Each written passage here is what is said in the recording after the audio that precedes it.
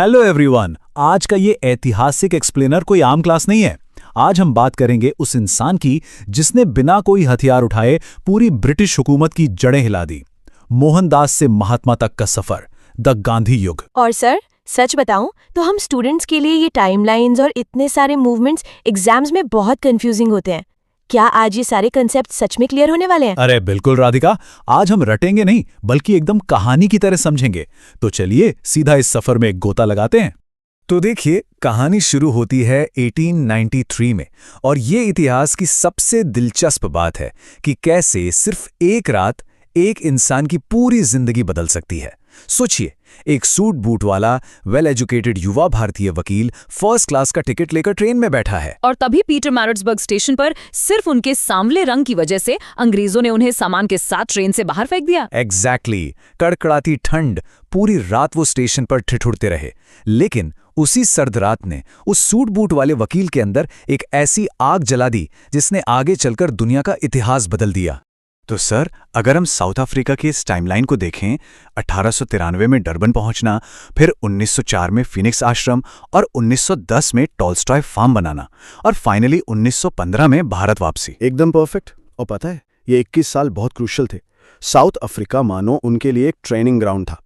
यहीं काले गोरे के रंग भेद से लड़ते हुए गांधी जी ने अपना सबसे बड़ा और अचूक हथियार तैयार किया। और वो अचूक हथियार था सत्याग्रह, मतलब सत्य के लिए आग्रह, बिना किसी नफरत के सामने वाले का दिल बदल देना। लेकिन सर, ये हथियार काम कैसे करता था? मतलब उस टाइम के नरम दल और गरम दल से ये अलग कैसे था? इसे ऐसे समझो राधिका, मान लो तुम्हें घर वालों से एक नई मोटरसाइकिल चाहिए।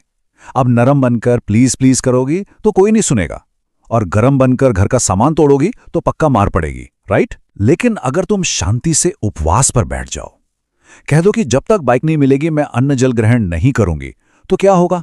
घर वालों का दिल पसीज जाएगा ना। बस यही सत्याग्रह का असली जीनियस था। वाओ, ये तो एकदम सॉलिड एग्जाम्पल था। अच्छा सर, फिर 9 जनवरी 1915 को उनकी भारत वापसी होती है और एग्जाम्स में ये ट्रिविया बहुत आता है कि इसी दिन हम प्रवासी भारतीय दिवस मनाते हैं। बहुत बढ़िया पॉइंट। और एक और बात जो आपको याद रखनी चाहिए, जब गांधी जी भारत लौटे तो शुरू में वो अंग्रेजों के सपोर्ट में थे। फर्स्ट वर्ल्ड वॉर चल रहा था ना, तो उन्हें लगा कि अगर हम अंग्रेजों का साथ देंगे तो बदले में वो भारत के लिए कुछ अच्छा करेंगे। इसी खुशी में अंग्रेजों ने उन्हें कैसरे हिंद का टाइटल भी दे दिया था। पर असली पिक्चर तो इसके बाद शुरू होती है। चंपारण, अहमदाबाद और खेड़ा, ये 3 जगह गांधी जी के शुरुआती टेस्टिंग ग्राउंड्स थे। और हाँ, जो लोग एसएससी 2023 या स्टेट एग्जाम्स टारगेट कर रहे हैं, ध्यान से सुनिए, ये आपका मोस्ट फेवरेट टॉपिक है। सर, प्रॉब्लम यही है, इन तीनों शुरुआती आंदोलनों में बेसिक डिफरेंस क्या है? ईयर्स और लीडर्स सब मिक्स हो जाते हैं दिमाग में। कोई बात नहीं, आज इस कंफ्यूजन को हमेशा के लिए डिलीट करते हैं। चलिए एक एक करके देखते हैं। शुरुआत होती है 1917 के चंपारण सत्याग्रह से। यहाँ एंट्री होती है एक बेहद जिद्दी किसान की, राजकुमार शुक्ल। वो बस गांधी जी के पीछे ही पड़ गए कि आपको हमारे साथ बिहार चलना ही पड़ेगा, क्योंकि वहाँ अंग्रेजों का तिनठटिया सिस्टम चल रहा था ना, जहाँ किसानों को जबरदस्ती नील यानी इंडिगो की खेती करनी पड़ती थी। बिल्कुल। और गांधी जी ने बिना कोई लाठी उठाए इस सिस्टम को खत्म करवा दिया। ये भारत का पहला सक्सेसफुल सविनय अवज्ञा आंदोलन था और इसी जादुई सफलता को देखकर ही रविंद्रनाथ टैगोर ने पहली बार उन्हें महात्मा का टाइटल दिया था।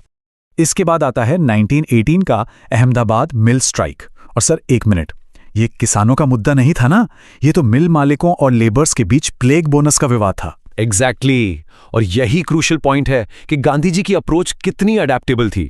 अनुसुईया साराभाई ने उन्हें बुलाया। जब मजदूर कमजोर पड़ने लगे ना, तो गांधी जी ने अपना ब्रह्मास्त्र निकाला, भारत में अपनी पहली भूख हड़ताल।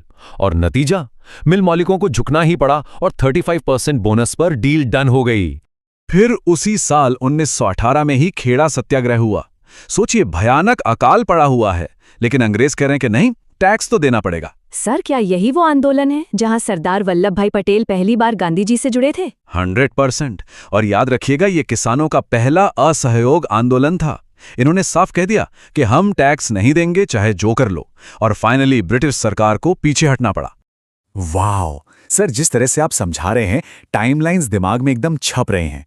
वैसे जो स्टूडेंट्स मॉडर्न हिस्ट्री की ऐसी ही कॉम्प्लेक्स टाइमलाइंस को इजीली मास्टर करना चाहते हैं, वो आज ही हमारा कॉन्सेप्ट क्लियर ऐप डाउनलोड कर सकते हैं। बिल्कुल राधिका, वहां हमारे मॉडर्न हिस्ट्री कोर्स में हर एक टॉपिक को ऐसे ही लॉजिक और विजुअल्स के साथ डिकोड किया गया है। बिना रटे एग्जाम रेडी बनने का ये बेस्ट तरीका है। एनीवे, चलिए अब अपने मेन टॉपिक पर वापस आते हैं। तो बात है मार्च 1919 की। अब अंग्रेजों ने अपनी असली क्रूरता दिखाना शुरू किया। सिडनी रॉलेट के रिकमेंडेशन पर एक ऐसा एक्ट आया जिसने न्याय का सारा दिखावा खत्म कर दिया। इसी को तो हम इंडियंस ने काला कानून कहा था। इसका सीधा सा रूल था, नो अपील, नो वकील, नो दलील। सोच कर देखिए, पुलिस को सिर्फ शक है और आपको सीधा जेल। इसके खिलाफ 6 अप्रैल को पूरे देश में हड़ताल हुई। पूरा हिंदुस्तान जैसे गुस्से में सुलग रहा था। और फिर 13 अप्रैल 1919, बैसाखी का वो मनहूस दिन, जलियांवाला बाग, 1000 से ज्यादा मासूम लोग। जनरल डायर ने बिना किसी वार्निंग के शांति से मेला देख रहे निहत्थे लोगों पर अंधाधुंध गोलियां चलवा दी। एक बहुत ही खौफनाक सच्चाई राधिका। 1000 से ज्यादा भारतीयों को बेरहमी से भून दिया गया। लोग जान बचाने के लिए कुएं में कूद पड़े। ये कोई आम घटना नहीं थी। ये एक ऐसा गहरा घाव था जिसने पूरे हिंदुस्तान की रूह को चीर कर रख दिया। इसके बाद तो पूरे देश में भयंकर आक्रोश होना ही था। रविंद्रनाथ टैगोर ने अपनी नाइटहुड या सर की जो उपाधि थी वो अंग्रेजों के मुंह पर दे मारी। बिल्कुल। और शंकरन नायर ने भी वायसराय की एग्जीक्यूटिव काउंसिल से तुरंत इस्तीफा दे दिया। गांधी जी ने इसे अंग्रेजों की एक हिमालयन ब्लंडर कहा, मतलब सबसे बड़ी भूल। और बेशर्मी देखी अंग्रेजों की। उन्होंने हंटर कमेटी बनाई सिर्फ जनरल डायर को बचाने की कोशिश करने के लिए। अब इसी भीषण गुस्से के माहौल के बीच एक और ट्रिगर पॉइंट आता है।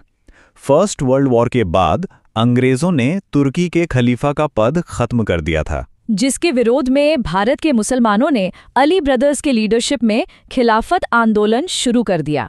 अब यहाँ गांधी जी का मास्टरमाइंड देखिए। उन्होंने इस सिचुएशन को बहुत बारीकी से एनालाइज किया।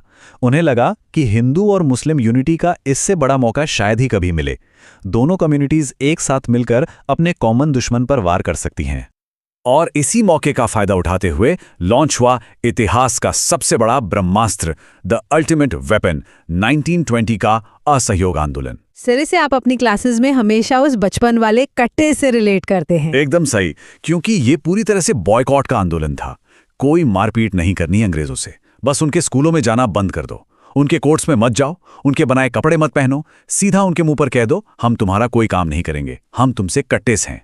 तो इस मूवमेंट के मेन स्टेप्स थे टाइटल्स वापस करना, ब्रिटिश गुड्स का बॉयकॉट और स्वदेशी और खादी को अडॉप्ट करना। और फंडिंग के लिए तिलक स्वराज फंड बनाया गया। लेकिन सबसे बड़ी बात जानते हैं क्या थी? ये कोई एलीट क्लास की मीटिंग नहीं थी। ये भारत का पहला सच्चा मास मूवमेंट, पहला जन आंदोलन था। सड़कों पर विदेशी कपड़ों की सचमुच होली जलाई जा रही थी। और जो लोग बीपीएससी की तैयारी कर रहे हैं वो कान खोलकर सुन लें। बिहार का रोल इसमें बहुत स्पेशल था।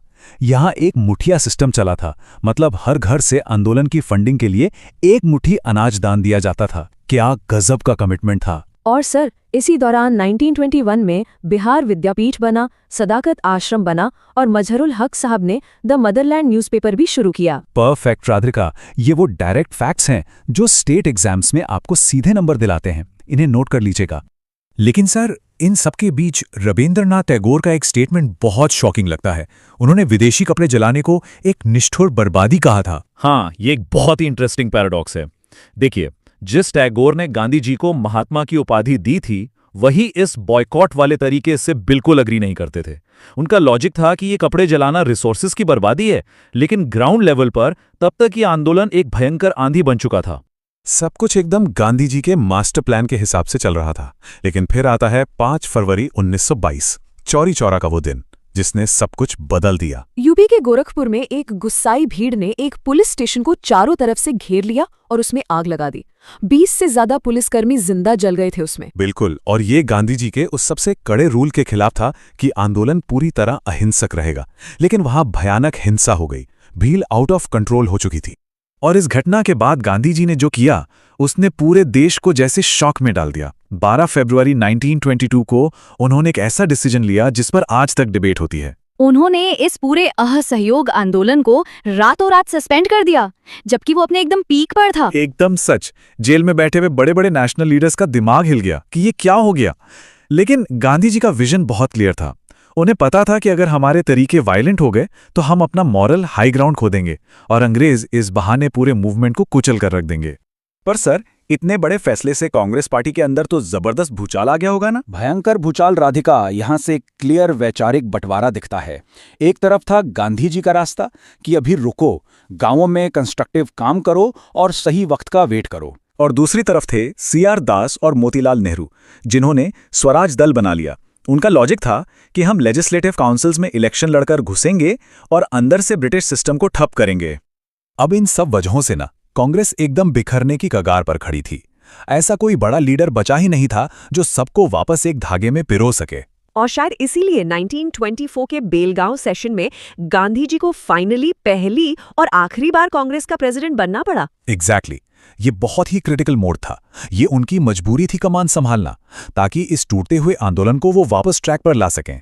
तो गांधी युग के इस पहले चैप्टर का जो क्रक्स है ना, वो यही है, सत्य की भावना कभी नहीं मरती, वो सिर्फ अपनी अगली लड़ाई की तैयारी करती है। देखिए, ये सिर्फ कोई पॉलिटिकल लड़ाई नहीं थी, ये धर्म और अधर्म का एक महासंग्राम था।